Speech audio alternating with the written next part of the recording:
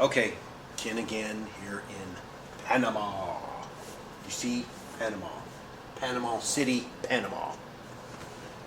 I got down here on Monday. This is Friday, and it hasn't really worked out all that well because on day 2, I come down with a cold, which I think I must have picked up in either New Orleans or Tampa, because they say 5 to 7 days, I think is what it is, before you start showing symptoms is when you picked it up, which would have put me in either New Orleans or Tampa. So thank you, New Orleans or Tampa.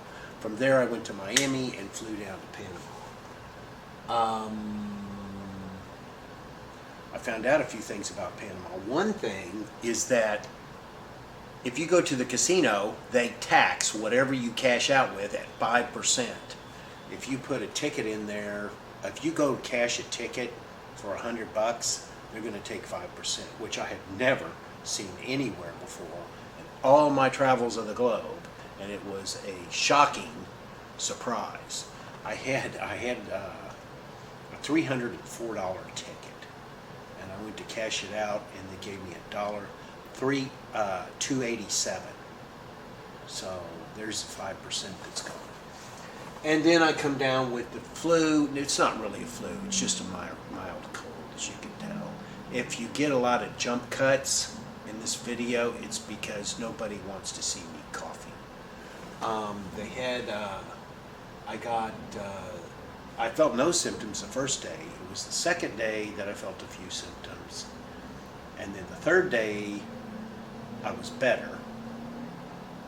The fourth day, it got bad again for some reason, and today is the 5th day I'm feeling much better.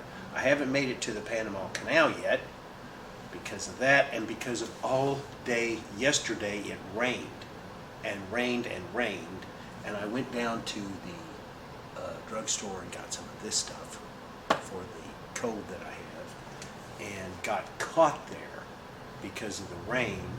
It was so bad that you could hardly move.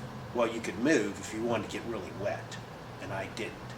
So when it took about I'm sure more than a half hour before the rain slowed enough for me to venture out without getting very wet. So that's the story down here in Panama. I hope to go to the canal tomorrow. I didn't make it again today, but we hope to go tomorrow to the Panama Canal, and we'll put up a video of that on the other YouTube channel. Okay, so the subject of this video is, who does Penny Kay say are the bastards in the Gerhardt family? And if you want to know the truth, if you want to take the figurative definition of the word bastards, Penny says they're all bastards. And by that I mean, if you want to say, who are the dicks who jerk people around? She says they're all bastards. But that's not what we're talking about in this video. In this video, we're talking about the literal translation of the word bastard, the literal definition, as in, who are the people who, if Daddy had a DNA test, would go, what? We're talking about that. Who does Penny Kay say are the bastards in the Gerhardt family? Okay, well, I guess we start with the first generation, which is Penny's family, Mary et al., with the halos around their heads. Of course, there's nobody there who's a bastard. Then, hold on. And then if you go one generation down, would be my mother and Tim's mother, Catherine, which Penny claims is not really the daughter of Jean Gerhardt. So with one stroke, she has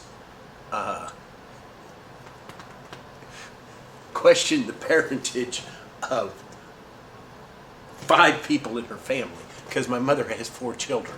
So with one stroke, Penny knocks out 5 of us, including me and my brother Tim, because she says Catherine is not the real daughter of Jean Gerhardt.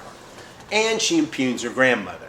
When Penny first told me this, and believe me, she would talk about it like it was just common knowledge that Catherine wasn't Jean Gerhardt's daughter. When she first told me this, I mean, it kind of set you back because it kind of undermines who you thought you were. You begin to question your identity. Like, I'm not Jean Gerhardt's grandson. The man that they told me was my grandfather for my entire life isn't really my grandfather. And she would just talk about it like it was, common knowledge. Oh, how good the rest of them were to accept your mother when they knew she wasn't really one of them. Okay, Penny. So I began to ask around after about, I guess, a year and a half of hearing this from Penny, because you begin to question things. You don't really know whether to believe her or not. So I eventually got an answer from Jeannie Shea. And Jeannie said, in order for what Penny to say has told you to be true, your grandmother would have had to have an affair when she had less than a 6-month-old baby. Because Mary and my mother are very close in age. And Jeannie just assured me what Penny was saying wasn't true. So, I don't know. Now I kind of doubt it, although I don't know. I'd like to know for sure. I'd like someone to take a DNA test. It's just, I don't know. It's just what it does to your mind when that kind of doubt is put into your, about your identity into your head by someone, like Penny did to me. Okay, so let's go further down. We're not out of Catherine's family yet. She was the second born after Mary. Penny says that also Amanda, my sister, half-sister, isn't really Paul Crouch's daughter. Okay, that wraps up them. Then you go down to Patsy, and Patsy, she claims that Patsy's second daughter, Chrissy, isn't really Richard's daughter, which I don't know if anything Penny says is true. Do you? We go down one more to Jeannie, and Penny has nothing to say about Jeannie. And then another to Denise. And if you know anything about the history of Penny and Denise, I've heard from both sides swear they were going to get the other. So who knows? But Penny says that Denise's second daughter, Ashley, isn't really her husband, Barry's daughter. And she says that Brandon isn't really Barry's son, but Brandon is actually my mother's ex-husband's son. She says that Brandon is actually Paul Crouch's son. Things get kind of tall sometimes with Penny, but she is persuasive in such a way that you begin to doubt your perception about everything. Okay, next we go to Mike. She has nothing to say about his daughters. And then we travel on down to Glenda, who has no children, and then Jim Gerhardt, whose second daughter, Cassie, she says, isn't really Jim Gerhardt's daughter. Now, we go back up to almost the top, Catherine, and we talk about Tim's daughter, Amber.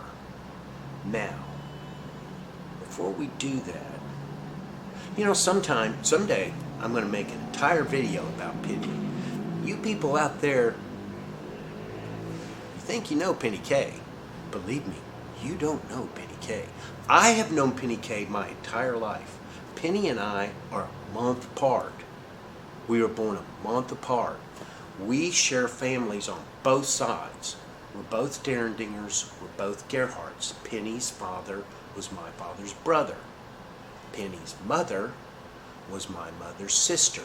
So not only were we just a month apart, but we share both sets of grandparents. We both had the same grandmother and grandfather Derendinger and the same grandmother and grandfather Gerhardt. So I have known Penny my entire life. We were born only a month apart, but Penny was born like a week on the side of the dividing line, which sent her to school in 71. And I was on the other side of the dividing line. So I actually entered school a year later. But we have known each other our entire lives. I never remember a time, of course, that I didn't know Penny, and Penny never remembers a time that she didn't know me. And the same goes for my brother Tim. Although he was born a year and 2 months later. He was born 15 months after Penny and 14 months after me. Neither one of us, you could take all three of us. There's never been a time when any of the three of us haven't known one another.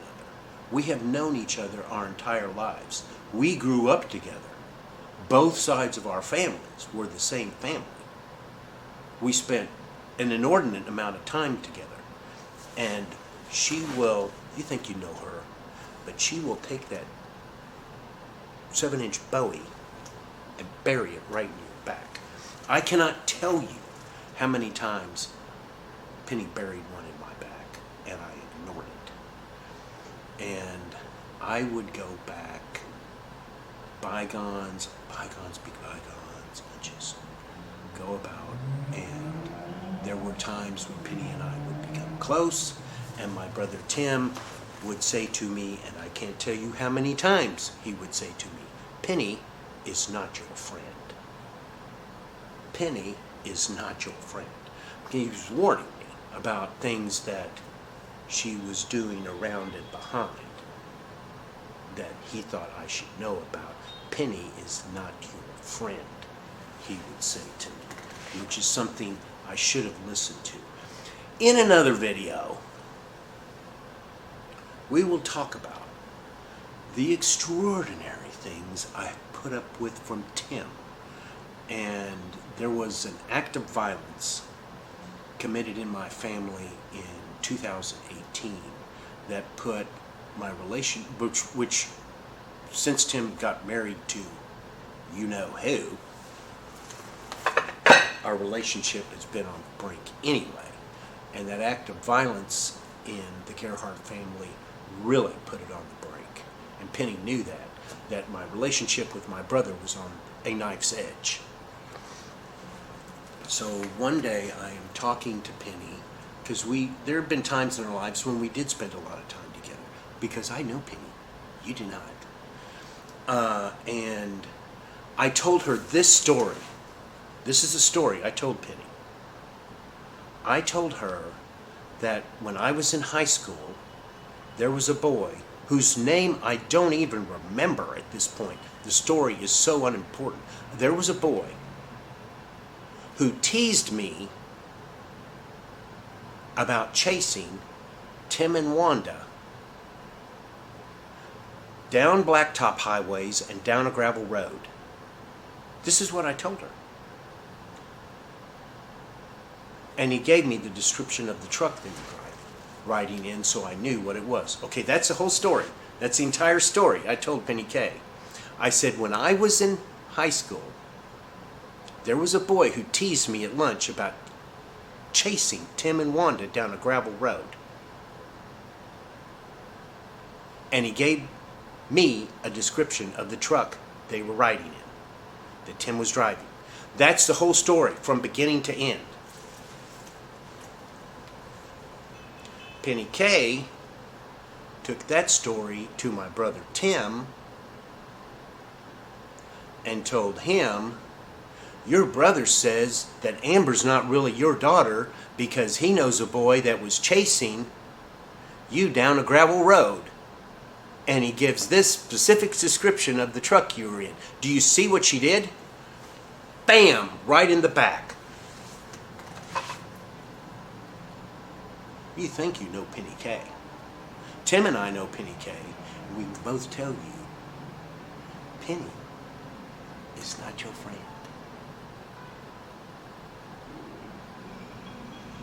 He can't do that.